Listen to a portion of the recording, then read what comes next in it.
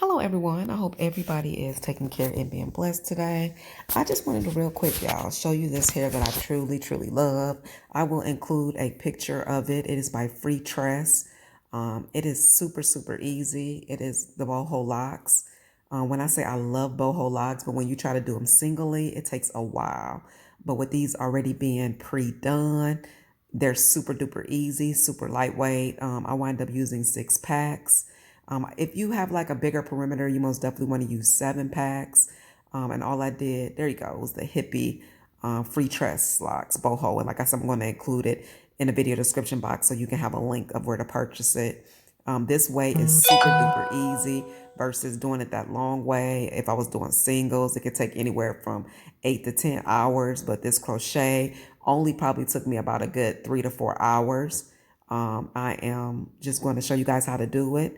Don't forget to rate, comment, and subscribe. Thanks, guys.